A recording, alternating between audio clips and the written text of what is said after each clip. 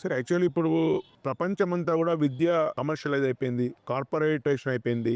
మీకు స్కూల్ అన్నా, కాలేజ్ అన్నా చాలా స్ట్రెస్ ఉంది. అనేక అబద్ధాలు ప్రచారం చేస్తున్నాయి కొన్ని కార్పొరేట్ శక్తులు, పెట్టుబడిదారీ శక్తులు. సో చాలా మంది దాన్ని నిజమని కూడా పేరెంట్స్ భావిస్తున్నారు. ఇలాంటి కాంటెక్స్ట్‌లో కంప్లీట్ మీకు అంటే ఏదైతే ఎలాంటి తప్పుడు భావజాలం ప్రచారం చేయకుండా, ఒక నిబద్ధతతోటి పిల్లలకు స్ట్రెస్ లేకుండా ఎఫర్డబుల్‌గా మంచి విద్య ఎట్లా అందించగలుగుతున్నారు మీరు? మీరన్నట్టుగా ఈ రోజు ఉన్నటువంటి స్కూల్స్, కాలేజెస్ అన్నీ కూడా కమర్షియల్‌గా నడుస్తున్నటువంటిది కొంతవరకు వాస్తవమే. బట్ ఏమైనా అది మా బాధ్యతగా స్కూల్స్ పెట్టున్నాం కాబట్టి ఆ కమర్షియలైజేషన్ మా యొక్క ఇంటెన్షన్ కాదు. కానీ ఒక బాధ్యత, సామాజిక బాధ్యత మా అంతట మేమే తీసుకొని స్కూల్స్‌లో ఉన్నటువంటి పిల్లలకి మంచి విద్య ప్లస్ విలువలతో పాటు ఒక నిరుపేద పిల్లలకి కూడా ఏదైతే కొద్దిపాటి సర్ప్లస్ జనరేట్ అవుతుందో ఆ సర్ప్లస్ తోటి నిరుపేద పిల్లలకి ఫ్రీ ఎడ్యుకేషన్ ఇవ్వాలి అనేటువంటి ఒక ఉద్దేశంతో మేము గత 14 సంవత్సరాల నుంచి వెళ్ళి అది కూడా 130 మంది పిల్లలతో మొదలెట్టి ఈ రోజు 900 మంది పిల్లలకి ఫ్రీ ఎడ్యుకేషన్, బోర్డింగ్, లాడ్జింగ్ అనేటువంటిది ఇవ్వడం జరుగుతూ ఉన్నది. అది 4-5వ తరగతి నుంచి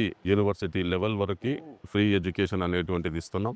ఇది రాష్ట్ర వ్యాపితంగా ఉన్న ఈ రోజు ఉన్నారు పిల్లలు. మా ఉద్దేశం కూడా ప్రతి గ్రామం నుంచి వెళ్ళి ఒక పాపని గాని బాబుని గాని ఫ్రీ ఎడ్యుకేషన్ ఇచ్చి ఒక మంచి సిటిజన్ గా విలువలతో కూడినటువంటి సిటిజన్ ని తయారు చేయాలనేటువంటిది మా యొక్క ఉద్దేశం.